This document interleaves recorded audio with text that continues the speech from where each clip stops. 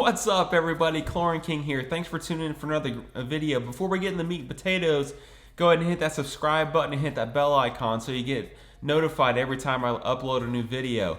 So this one is part in jest, but has a lot of seriousness to it because it's something I've noticed as my business has grown.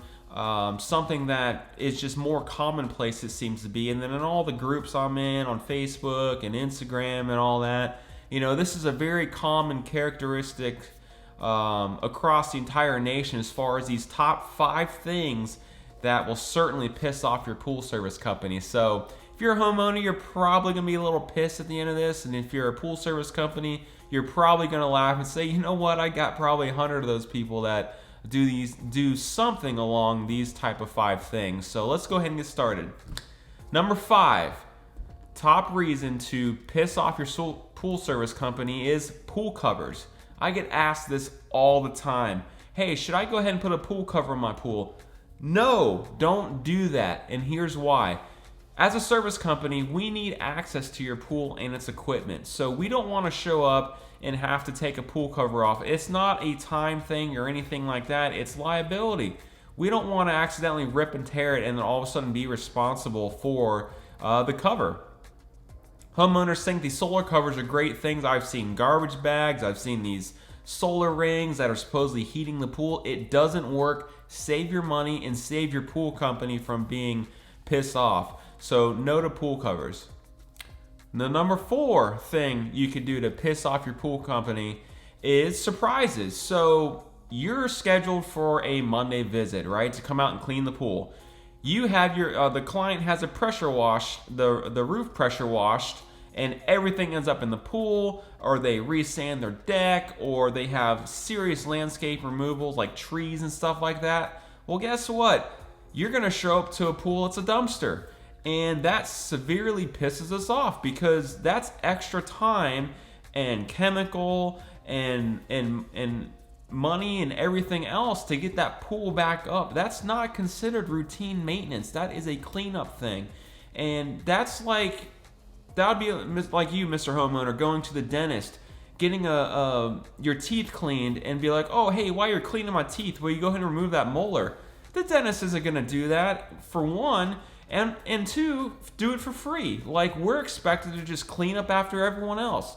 That's not part of routine maintenance. We leave the pool looking good. We expect it to be that same way when we show up. If some other company comes in and destroys it, that's not our problem, guys. That's your guys' problem. So you definitely need to at least give us the courtesy of letting us know so we don't show up to a surprise. We hate surprises on our pool routes because oftentimes we're so inundated we can't afford to spend an extra hour at a pool unbeknownst to us because someone destroyed it while we weren't there. So please let us know of surprises, if anything, so we can plan accordingly and you guys don't piss us off. Number 3, customer equipment. All the time I get, well, if I buy the pump offline, will you install it? No, we're not going to. There's some companies that will, but my company certainly won't. I know there's a bunch of companies that won't. That question pisses us off more than anything because you're undercutting us, which, you know, you have the right to save money. But, you know, once we install that, you're going to expect us to do everything when something fails. That's not part of the installation fee. So, for instance, when you buy stuff offline, more times than not, it's going to be older stock. I had a client a couple years ago who bought an IntelliFlow. They thought they were getting a new up-to-date model off Amazon and like, oh, it's $200 cheaper than what you're asking. What came was a 4x160 that they stopped making 8 years ago now, and there's no warranty on that, and there's no warranty on online purchases anymore. All 3 manufacturers are ceasing that because of the issues that happen with buying old stock, like in that situation. So please do not ask your pool company to install something you bought offline. It just pisses us off at the end of the day, guys. And we can't warranty it, so it's a double negative for you guys.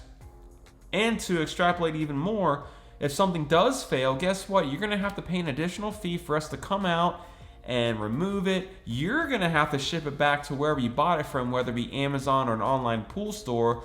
We're certainly not gonna do that. So it's a lot of extra headache in the end. When we supply and install the equipment, we do everything from head to toe. In fact, I'm a warranty station, so I personally take care of everything I install versus having to get the homeowner involved, a third party, whatnot. So please do not ask us to install equipment that you bought offline or supplied elsewhere. The number 2 reason or way to piss off your pool company is to ask us, well, not ask, we show up to the pool and there's 18,000 toys in the pool. Look, we're not a maid service for your family. We're here to clean your pool. We're here to balance it. We're not here to pick up 8,000 toys. I remember one account I went out to, there's a planter, a watering pot in the skimmer, canned foods, empty beer bottles. Look, we're here to clean the pool under normal circumstances, not to pick up your family after a huge party. That's your guys' responsibility. So if you leave your pool trash, expect your pool company to be pissed, because I certainly would. And the number one way that you can piss off your pool company is by not picking up your dog shit. And also having your pool a huge pet bath for your pets. Look guys, we wheel back very expensive equipment. We don't want to walk and step in the pool crap, and it's almost a respect thing. Like, we need access to your pool and we need a clear pathway. We can't be dodging landmines left and right all the time. And if you guys have the dog crapping on the pool deck, I mean, where are we supposed to put our equipment? We certainly don't want to roll anything through it and bring it to other people's properties. That's not fair to them either. And keep in mind, guys, one dog is equivalent to 52 humans as far as all the gunk they bring in. So if you're constantly having your dogs brought in the pool, and when we clean the filter looks like a chia pet, we're going to be pissed. And it's going to be much harder for us to maintain the pool properly, because at the end of the day, you're bringing in so much volume of crap that it eats up our chemicals. It's going to cost us more money.